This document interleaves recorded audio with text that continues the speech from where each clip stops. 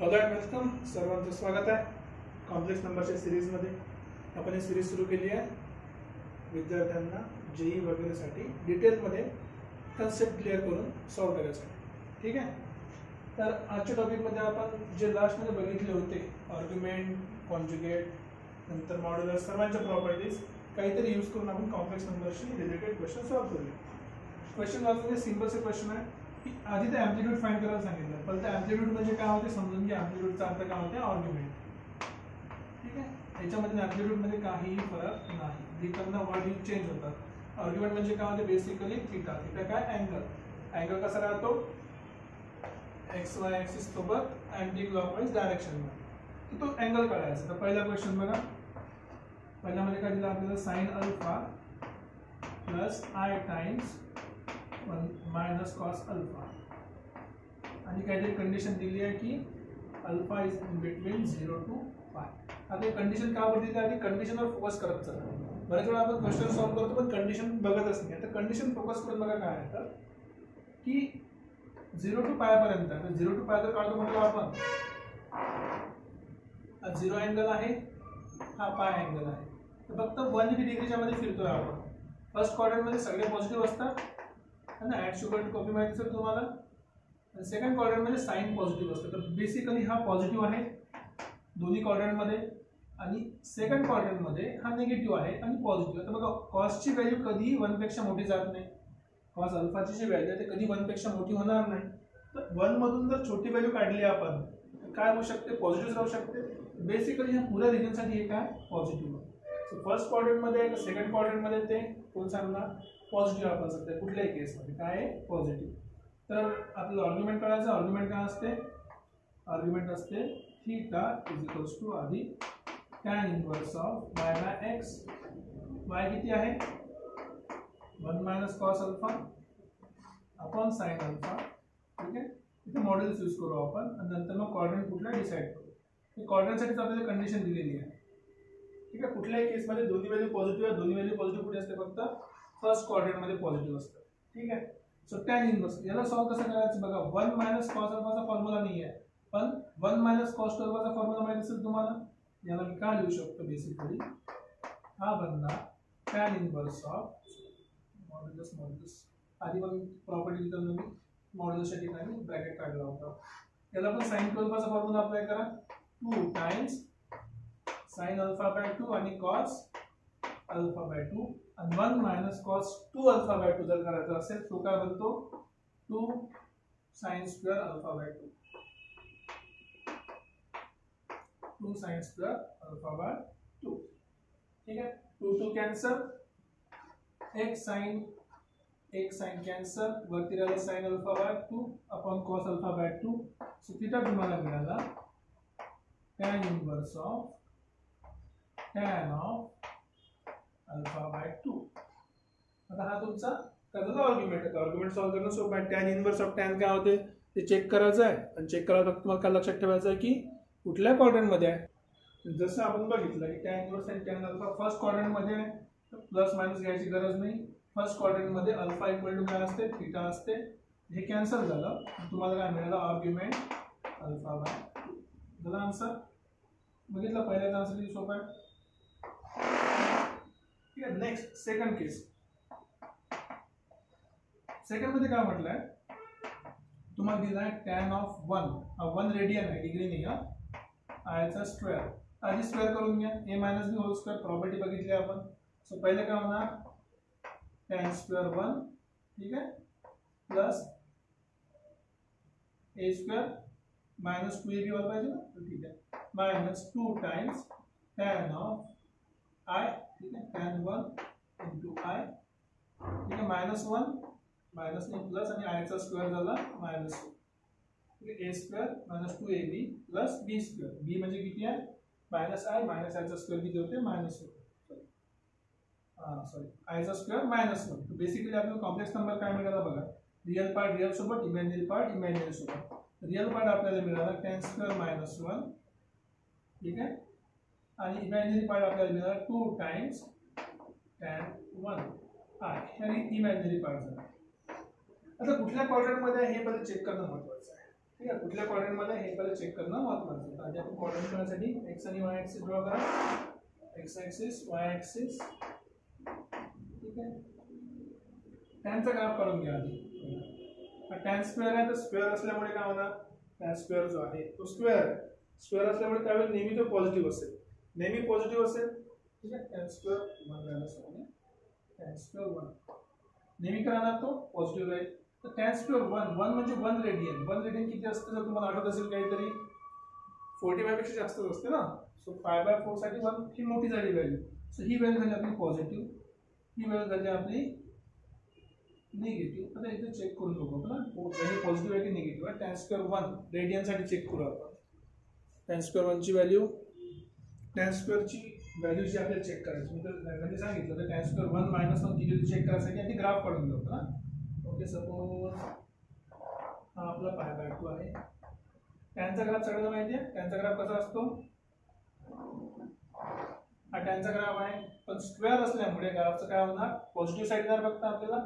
त्याला जर positive side काढतो म्हटलं आपण, हा इथून फक्त पॉझिटिव्ह साईड काढणार आहे, इथून खालून वर जाईल.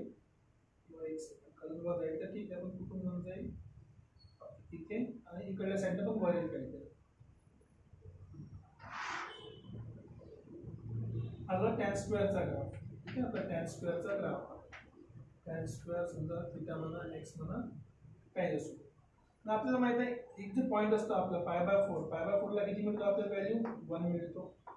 सो टॅन π/4 ची व्हॅल्यू किती आहे, 1 आहे. चेक कसं करायचं, फक्त क्वाड्रंट चेक करायचं. टॅन π/4 ची व्हॅल्यू किती आहे, 1.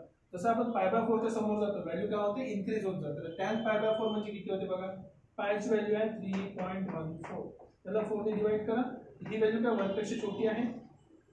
म्हणजे जर आपला अँगल 1 रेडियन पेक्षा छोटा असेल, अँगल जर आपला हा 1 रेडियन म्हणजे अप्रॉक्सिमेटली 1 रेडियन, जर आपला अँगल 1 रेडियन पेक्षा छोटा असेल तर टॅनची व्हॅल्यू काय 1 पेक्षा छोटी आहे. ठीक आहे. जर अँगल आपला 1 रेडियन पेक्षा छोटा असेल, 1 पण नाही, ह्या अँगल पेक्षा छोटा असेल तर आपली व्हॅल्यू काय 1 पेक्षा छोटी आहे.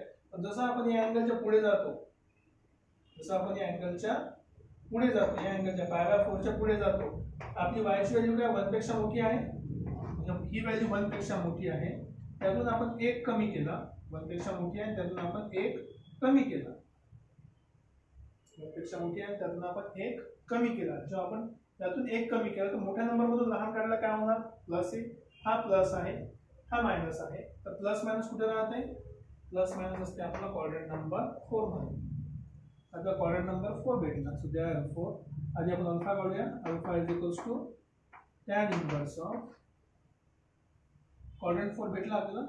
y ची value -2 tan 1 divided by tan square 1 -1. ठीक आहे. मायनस आतमध्ये पाठवतो खाली मी, जर तुम्हाला फॉर्म्युला माहित असेल तर. So basically tan inverse of हा झाला 2 tan 1 1 - tan स्क्वेअर 1. ठीक आहे. आता ही बघा, हा जो फॉर्म्युला आहे कशाचा, tan 2 थीटाचा फॉर्म्युला आहे. Therefore alpha is equal to हा झाला basically tan inverse of modulus of tan 2 theta म्हणजे 2 × 1 या अँगलचा फॉर्म्युला आहे. आता टॅन इनव्हर्स टॅन कॅन्सल झाला, आपल्याला काय मिळालं, अल्फा इक्वल्स टू 2. पण लक्षात ठेवा कुठल्या क्वाड्रंट मध्ये आपण सध्या 4th क्वाड्रंट मध्ये. और 4th quadrant theta is equals to minus alpha. So therefore theta is equals to minus alpha किती आहे 2. आपला अँगल किती झाला किंवा आर्ग्युमेंट किती झाला, थीटा इज इक्वल्स टू -2. ठीक आहे. एकदा व्हेरीफाय करून चेक करू घेऊ शकतो आपण. ओके, थीटा इक्वल्स टू -2 आला आपला.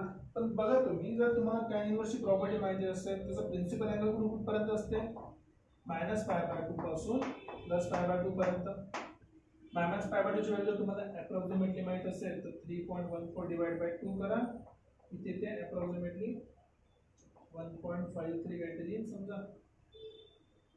जस्ट ॲज्युम करा की 1.53 इथे पण 1.53.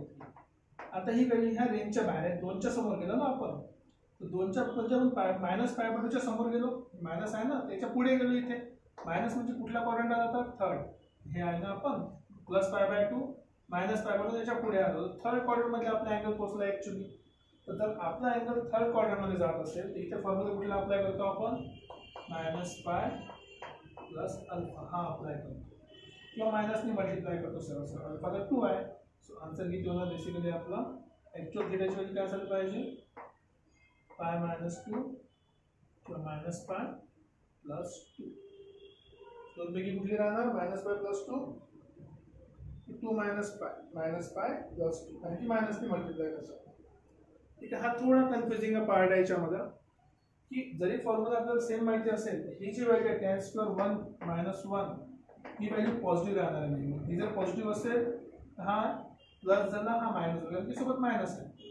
प्लस मायनस कुठे असते, फोर्थ क्वाड्रंटमध्ये. आता फोर्थ क्वाड्रंटमध्ये अँगल 1 साठी ठीक आहे, पण जसं आपण डबल थीटा करतो तर हा फोर्थ क्वाड्रंटमधून समोर जाऊन थर्ड क्वाड्रंटमध्ये पोहोचते. थर्ड क्वाड्रंटसाठी फॉर्म्युला काय, मायनस ऑफ पाय प्लस 2 म्हणजे जो काही असेल मायनस पाय प्लस 2 म्हणजे जो आपला अँगल असते पाय मायनस 2 त्याला मायनसने मल्टिप्लाय केलं तर मायनस पाय प्लस 2. आता हे जे आन्सर येईल हे का झालं आपलं प्रिन्सिपल अँगल. थोडंसं कन्फ्युजिंग वाटते क्वेश्चन. जर तुम्हाला वाटतं चुकलं असेल तुम्ही स्वतःहून ट्राय करा, चुकलं असेल तर कमेंटमध्ये सांगा म्हणजे मी पण तिला करेक्ट करू शकतो. पण मला तरी वाटते की लॉजिक थोडंसं बरोबर आहे जे सॉल्व्ह केलं. या क्वेश्चन बघूया. क्वेश्चन काय म्हणतो बघा एकदा, Z1, Z2, Z3, Z4 are two pairs of complex number. हे पेअर आहे, Z1 Z2 चा पेअर आहे, Z3 Z4 चा पेअर आहे आणि कसे पेअर आहे, कॉन्जुगेट. कॉन्जुगेटचा अर्थ काय होते, Z1 जो आहे हा Z2 चा कॉन्जुगेट आहे आणि Z3 जो आहे हा Z4 चा कॉन्जुगेट आहे. आपल्याला काय करायला सांगितलं, हे दोन गिवन कंडिशन आहे. क्वेश्चन वाचला समजायला पाहिजे. गिवन काय म्हणते की आपल्याला हे काढायचं आर्ग्युमेंट ऑफ दिस प्लस दिस. आता आर्ग्युमेंटच्या ऍडिशन आहे म्हणजे अंदरच्या नंबरचे काय होणार, मल्टिप्लिकेशन. सो बेसिकली काय झालं, हा argument of Z1 by Z4 into Z2 by Z3, कारण की ते ऍडिशन काय असते, प्रोडक्ट असते. इथून तर सोपं आहे. Z2 म्हणजे काय, Z1 चा कॉन्जुगेट किंवा Z1 काय Z2 चा कॉन्जुगेट. सो बेसिकली मी काय लिहिणार आहे, कॉन्जुगेटची व्हॅल्यू पुट करतो. सो आर्ग्युमेंट हा Z1 ला लिहितो मी Z2 चा कॉन्जुगेट इंटू Z2, Z4 ला लिहिलो मी Z3 चा कॉन्जुगेट किंवा Z3 ला लिहिलो Z4 चा कॉन्जुगेट.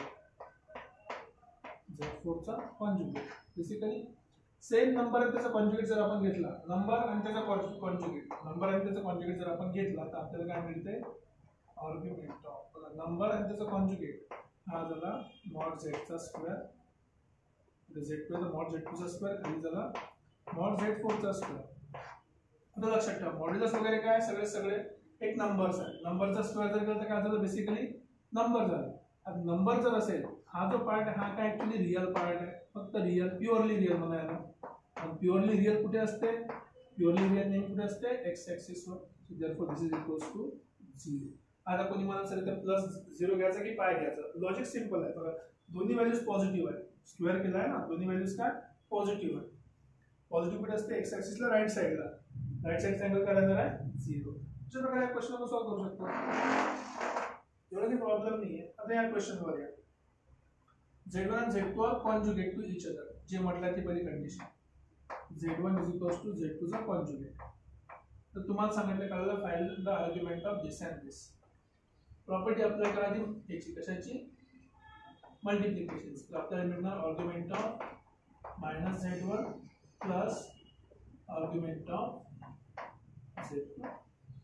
ठीक आहे, argument of Z1 sorry minus Z1 plus argument of Z2. आपण फक्त आर्ग्युमेंटची प्रॉपर्टी अप्लाय केली आहे. ठीक आहे, आता तर प्रॉपर्टी तुम्ही आर्ग्युमेंटची यूज करू शकता इझिली. आता हा एकमेकाचा कॉन्जुगेट आहे, प्लस थिटा होईल मायनस थिटा होईल. ठीक आहे, सो बेसिकली मायनसचा काही फरक पडत नाही, मायनस बाहेर लिहितो मी. आर्ग्युमेंट ऑफ Z1 सपोज जे काय असेल, आर्ग्युमेंट ऑफ Z1 ठीक आहे प्लस आर्ग्युमेंट ऑफ Z1 चा कॉन्जुगेट.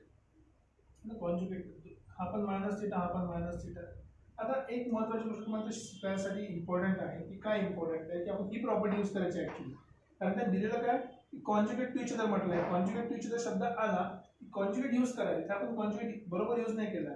जर आपण प्रॉपरली कॉन्जुगेट यूज केला तर हा झाला actually argument of minus Z1 तसाच आहे, Z2 काय, Z1 चा कॉन्जुगेट किंवा Z1 काय, Z2 चा कॉन्जुगेट, दोन पैकी एक नंबर आहे त्याचा कॉन्जुगेट मल्टिप्लाय केलं तर काय होणार, मॉड Z1 चा स्क्वेअर मॉड Z1 काय रियल नंबर, रियल समोर कुठली लागली साइन, मायनस साइन लागली आहे, रियल नंबर मायनस साइन सोबत म्हणजे निगेटिव्ह साइडला आला, सो देयरफॉर आर्ग्युमेंट जे काय आला argument of minus mod Z1 चा स्क्वेअर इक्वल्स टू 180 कारण की रियल पार्ट पॉझिटिव्ह राईट साइडला असते, निगेटिव्ह पार्ट लेफ्ट साइडला असते, इथे मायनस साइन आहे. ठीक आहे, आता ही जर गोष्ट याने सॉल्व करायची म्हटलं तर प्रश्न पडते, मायनस साइन तर बाहेर लिहिणार argument of Z1, argument of Z1 चा कॉन्जुगेट काय असते जर तुम्हाला माहिती असेल तर, आर्ग्युमेंट ऑफ Z1 चा कॉन्जुगेट काय असते, आपली प्रॉपर्टी आपल्याकडे आहे ना, आपण प्रॉपर्टी यूज करू शकतो की आर्ग्युमेंट ऑफ Z1 चा कॉन्जुगेट काय असू शकते.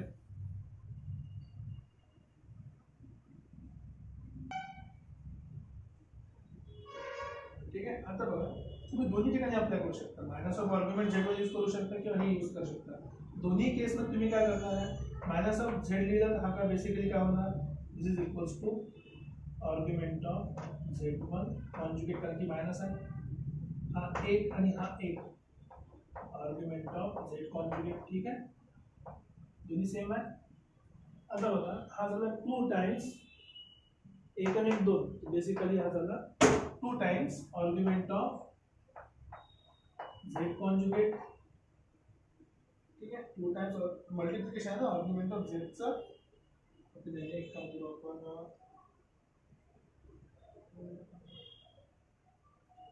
जरा सेपरेट केलं, 2 टाइम्स ऍडिशन करण्यापेक्षा स्क्वेअर करू शकतो, काही प्रॉब्लेम नाही. Z कॉन्जुगेटचा स्क्वेअर पण आपल्याला मॉड्युलस यूज करायचा आहे.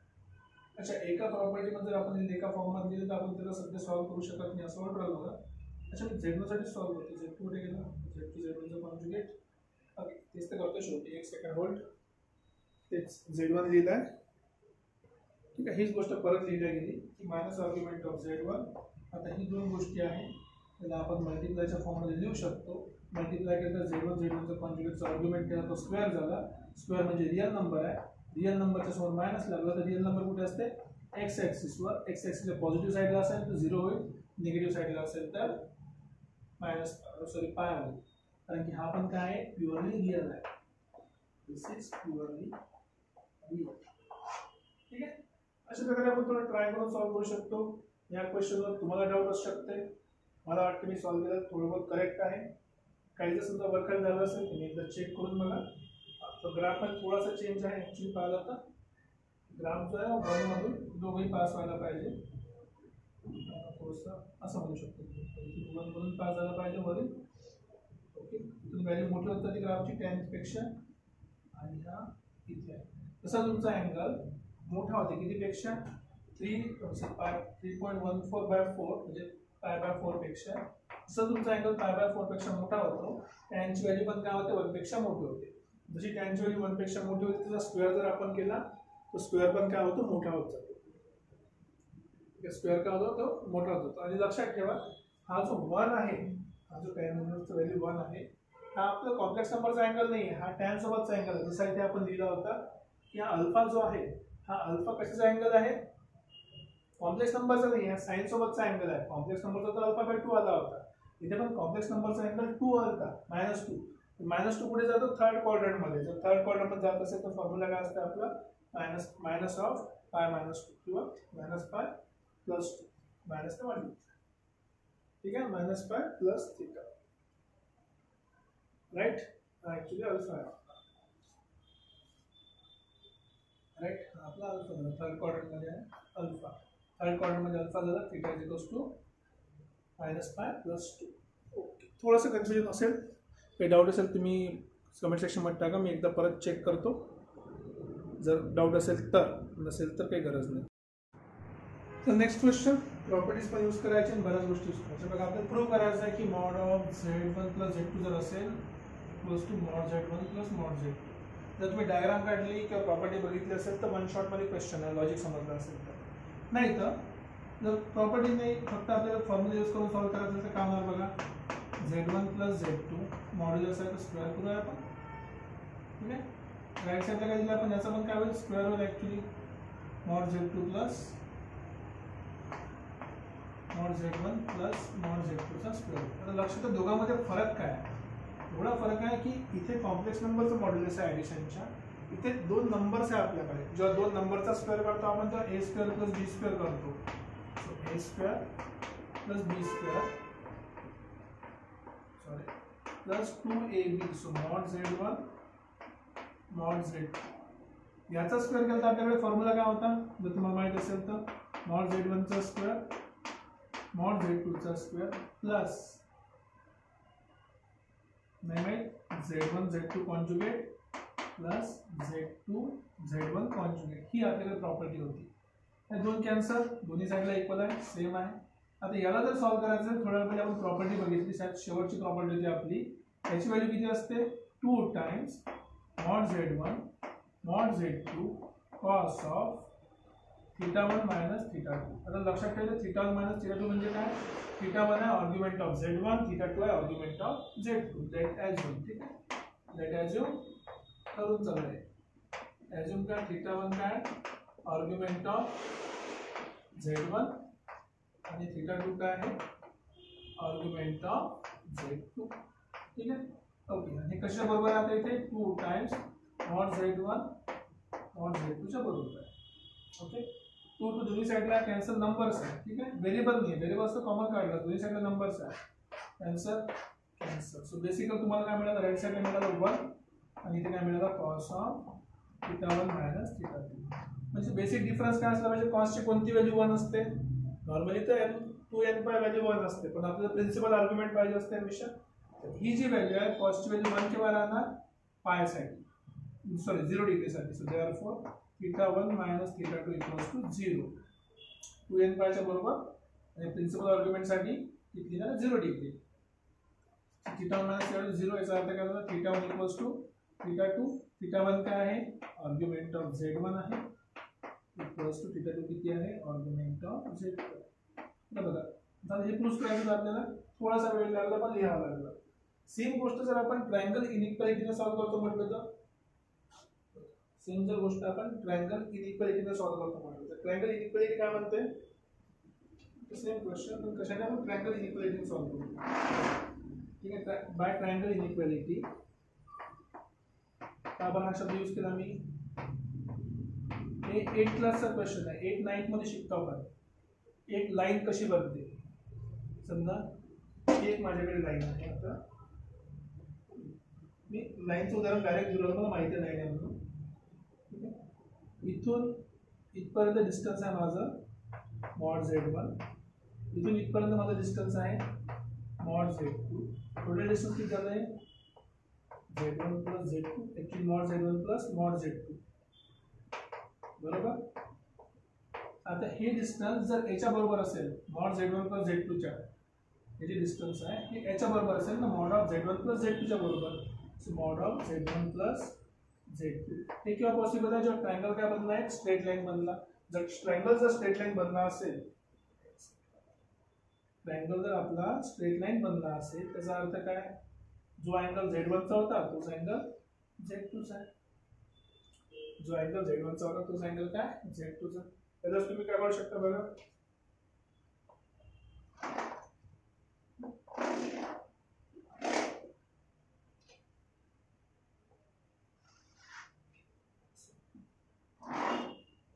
एक कुठला पॉइंट पकडा, समजा हा Z0 नावाचा पॉइंट आहे. इथून मी पहिली लाईन ड्रॉ केली, कुठली Z1. समजा ॲज्युम करतो की वेगवेगळे आहे, ॲज्युम करायसाठी हा Z1 आहे, ते झालं मॉड Z1 माझ्यासाठी 0 पासून घेतलं असं पाहिजे, ओरिजिन पासूनच गेला डायरेक्ट. ठीक आहे, काही फरक पडत नाही. जस्ट लेट मी इरेज दिस. ठीक आहे, समजा आपण ॲज्युम करू हा Z1 आणि Z2 दोन पॉईंट आहे आपले, इकडे दोन पॉईंट आहे. इथे आपण एक ओरिजिन पासून स्टार्ट केलाय, हा आपला आहे Z1. ठीक आहे, हा Z1 झालं, ते झालं मॉड Z1. ओके, इथे रॅन्डम दुसरा पॉईंट घेतला मी, समजा Z2, हा झाला Z2. डिस्टन्स किती झालं मॉड Z2. ओके, दोन्ही गोष्टी आपण काढल्या. रिझल्टंट माहिती आहे आपल्याला, रिझल्टंट काय राहणार आहे या दोघांचं जॉईंट. ठीक आहे, हे झालं आपलं mod of Z1 plus Z2. कसं काम करते हे यासारखं काम करते माहिती आहे ना, कशासारखं काम करते वेक्टर सारखं. हा मॉड Z1 प्लस Z2 आहे, अजून करायचं असं आहे डायग्राम. काही प्रॉब्लेम नाही. Z1 प्लस Z2 जे असेल ते रिझल्टंट आहे. आता बघा आपल्याला काय करायचं आहे, सध्या हे ट्रायंगल दिसू लागलं. ट्रायंगल काय इनइक्वल आहे. कुठल्या दोन साईडची सम तिसऱ्यापेक्षा काय असते, मोठी असते. या दोन साईडची सम तिसऱ्यापेक्षा काय मोठी आहे. मग मला या साईडला छोटं छोटं करायचं आता. जर या साईडला मला लहान करायचं असेल तर हा पॉईंट खाली आला पाहिजे. इथे येईल तरी मला ट्रायंगल बनतोय. ट्रायंगल बनला म्हणजे या दोघांची जी ॲडिशन आहे तिसऱ्यापेक्षा परत जास्त. परत ट्रायंगल छोटा खाली घेतला, परत सेम लॉजिक. ज्यावेळेस तो पॉईंट एक्झॅक्टली लाईनवर येणार तेव्हाच मी काय करू शकतो, सांगू शकतो की दोन addition of two side is equals to total third side. हे केव्हा पॉसिबल आहे, जेव्हा तुमचा जो पॉईंट आहे तो कुठे राहणार आहे, Z2 चा त्या लाईनच्या मध्ये राहणार आहे. ठीक आहे, हे ट्रायंगल इनइक्वालिटीचा प्रश्न होता ऍक्च्युअली. नेक्स्ट क्वेश्चन, डायग्राम थोडी वर खाली येऊ शकते, चुकीची होऊ शकते. कारण की जर वेक्टर ॲडिशन करायचं असेल तर आपल्याला काय करावं लागते, या वेक्टरला पॅरलल इथे वेक्टर काढावं लागते. या वेक्टरला पॅरलल वेक्टर कसा काढणार आपण, इथे पॅरलल वेक्टर काढला, या वेक्टरला इथे पॅरलल करा. तो कसा होणार, हा हे झालं आपला रिझल्टंट डायगोनल. याला तुम्ही ऍड करा डायगोनल, हा तो तुमचा रिझल्टंट राहणार. This will be your resultant mod Z1 plus Z2. हा नाही मदत, हा राहणार इथे मॉड Z1 प्लस Z2. जसं तुम्ही पॉईंट Z2 खाली खाली घेऊन येणार डिस्टन्स टोटल कसं होणार आहे, इक्वल होऊन जाईल. राईट, हे आपण बघितलं वेक्टर ॲडिशन मध्ये. नेक्स्ट क्वेश्चन बघूया, find the point of intersection of curves. क्वेश्चनचं इंटरसेक्शन काढायला सांगितलं, पॉइंट ऑफ इंटरसेक्शन. तर पॉइंट ऑफ इंटरसेक्शन काढायसाठी आपल्याला हे तर माहिती आहे की आर्ग्युमेंट जेव्हा एक कॉन्स्टंट अँगल देतो, लोकस काय बनते, एक स्ट्रेट लाईन बनते. आर्ग्युमेंट जेव्हा एक कॉन्स्टंट अँगल देतो तो लोकस काय बनते, एक स्ट्रेट लाईन. आता फॉर्मली सॉल्व करण्यापेक्षा मी काय करणार आहे, बघा काय करतो, याला एक लाईन बनवायची ना. लाईनसाठी आपल्याला दोन पॉईंट पाहिजे. तुम्ही याला काय देतो बघा, आर्ग्युमेंट हे तर ऑलरेडी माहिती आहे, Z मायनस कॉम्प्लेक्स नंबरला रिअल करायचं असेल तर 0 प्लस 3i. हा झाला मला Z minus Z1. So basically याला Z1 पकडलं तर Z1 पासून हा लाईन स्टार्ट झाली आणि किती अँगलला चालली, हे चालली 3π/4 अँगलला बाहेर चालली रे. ही जी रे आहे ही 3π/4 नी बाहेर चालली. सेम इथे अप्लाय करतो मी. माझ्याकडे दुसरी लाईन आहे, कारण की आर्ग्युमेंट काय कॉन्स्टंट आहे π/4. तिथून Z मायनस काहीतरी पाहिजे, तू बाहेर काढतो. आधी तू बाहेर काढला, आतमध्ये काय राहिला Z प्लस 2 कॉमन काढलाय. सो 1/2 मायनस 2i, असं 2/2i. अजून संपलेलं नाही आहे. का बरं संपलं नाही, कारण की आपल्याला काय पाहिजे असते, Z मायनस Z काहीतरी पाहिजे दुसरा. सो परत हे आर्ग्युमेंट सेपरेट करतो. आर्ग्युमेंट ऑफ 2 मल्टिप्लिकेशन असल्यामुळे प्लस आर्ग्युमेंट ऑफ हा सेट, इथून मायनस कॉमन काढला. आता मला मिळालं मायनस जर कॉमन केलं तिथे मायनस आला 1/2 आणि हा मायनस मायनस प्लस काय झाला, त्याच्यामधला अँगल किती आता π/4. ही जी रे आहे ही या पॉइंट पासून बाहेर चालली, ही जी रे आहे ती या पॉइंट पासून बाहेर चालली. त्याचा अँगल 3π/4 आहे. अँगल कुठून मेजर करतो आपण, along X axis, sorry in anti clockwise direction. बस एवढंच तुम्हाला काम करायचं. बघा आता किती सिंपलचं लॉजिक आहे. हा कुठल्या पॉईंट पासून स्टार्ट होत आहे, 0,3 पासून स्टार्ट होत आहे. अँगल किती आहे 3π/4 ऑलरेडी दिलेला आहे. हा कुठून स्टार्ट होत आहे, -1/2 आणि 1. -1/2 आणि 1 कुठे जात आहे, अँगल π/4 ने चालत आहे. ओके, सो बस बेसिकली तुम्ही जर डायग्राम काढणार, एक्स ऍक्सिस पाहिजे, वाय ऍक्सिस पाहिजे. ही झाली आपली एक्स ऍक्सिस, ही झाली आपली वाय ऍक्सिस. आपल्याला दोन पॉईंट पाहिजे, कुठले कुठले, एक 0,3, हा 0 इथे आहे आणि 3 समजा इथे असेल, पकडा कुठे, हा 3 पॉईंट आहे आपला 3i. ओके, आता इथून जे आहे इथून आपल्याला काय पाहिजे,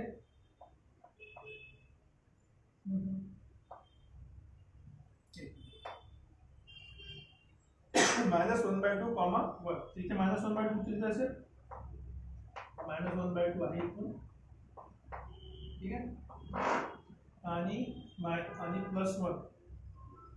पुढे भेटणार आपल्याला सॉरी -1/2 इथे राहील एक्स ॲक्सिस सोबत -1/2 आणि 1 उत्तर इथे असेल समजा ची लाईन काढली ठीक आहे हे -1/2 ची काढली तर या पॉइंट पासून हा वेक्टर स्टार्ट होणार आहे 2 नंबरचा याला नाव देतो हा जो पहिला वेक्टर आहे हा पहिला वेक्टर आहे आपला हा दुसरा वेक्टर आहे हा दुसरा वेक्टर इथून स्टार्ट होते याचा पॉइंट कुठे आहे -1/2 1 इथून स्टार्ट होणार आहे आणि हा जो आहे हा इथून स्टार्ट होत आहे ठीक आहे ओके तर आपला अँगल कसा पाहिजे अँगल पाहिजे 3π/4 आता हा आपला पॉइंट झाला रेड वेक्टर साठी समजा इथून तो स्टार्ट होता 3π/4 आता अँगल काय 3π/4 हा झाला π/2 इथे समोर येईल 3π/4 इथून जो आहे तो आपला वेक्टर निघणार आहे बाहेर या साईडला हा झाला आपला Z1 इथून आपला रे निघाला बाहेर ठीक आहे आणि हा जो आहे हा किती अँगलने चालला π/4 म्हणजे 45 डिग्री याच्यामधून असं ठीक आहे असं काहीतरी सो π/4 इथून जाईल हा झाला आपला दुसरा Z2 आता बघा तुम्हाला डायग्राम पाहून समजते की हे जे वेक्टर हा वेक्टर इकडे चालला हा वेक्टर इकडे चालला हा कुठेही कट करत नाही हा कुठेही कट करत नाहीये का बरं कट करत नाही कारण की तुम्ही लक्षात ठेवा अँगल 45 आहे अँगल किती आहे 45 हा जर आणखी 1 न समोर गेला त्याला 1 ने पुढे जावं लागेल 45 ची कंडिशन ती आहे ना की हा 1 पासून जर समजा 2 वर गेला याची व्हॅल्यू 2 वर पाठवायची असेल त्याला 1 ने समोर जावं लागेल 1 ने समोर गेला म्हणजे हा ऑलरेडी y ॲक्सिसच्या समोर चालला गेला हे तर 3 वर आहे कट करणार नाही सो कट करत नाही therefore there is no point of intersection there is no point of intersection आणि एकमेकाला कट करत नाही कुठेच पॉइंट ऑफ इंटरसेक्शन नाही आहे आणि ही डायग्राम पटकन काढून आपण क्वेश्चनचा आन्सर देऊ शकतो हे खाली मी दिलं ठीक आहे आपण पटकन क्वेश्चनचा आन्सर सॉल्व्ह करून देऊ शकतो हा क्वेश्चन पण जॉमेट्रिकली 1 स्टेपचा आहे जर तुम्हाला ट्रायंगल इक्वेशनची प्रॉपर्टी माहित असेल एकदम सिंपल आहे सम ऑफ टू साइड तिसऱ्याच्या बरोबर तेव्हाच राहू शकते जेव्हा तिसरा पॉइंट तुमचा काय असेल त्या लाईनवर लाय करत असेल ठीक आहे इथे थोडंसं सांगताना मी पहिले ट्रायंगल प्रॉपर्टी एक्सप्लेन केली नंतर वेक्टर ॲडिशनची प्रॉपर्टी अप्लाय करून दाखवतो राईट अशा प्रकारे आपण जॉमेट्री यूज करून एक क्वेश्चन थोडं लवकर सॉल्व्ह करू शकतो आणखी काही क्वेश्चन आपण सॉल्व्ह करूया पण नेक्स्ट लेक्चरमध्ये आजसाठी एवढंच भेटूया पुढच्या लेक्चरमध्ये till then take care see you next time.